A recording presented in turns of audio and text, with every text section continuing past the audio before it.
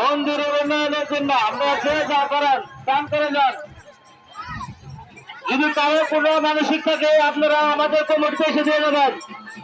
যদি কোনো মানসিক থাকে আমাদের কমিটিতে এসে দিয়ে দেবেন। আগামী মঙ্গলবার আমাদের কালীপূজা।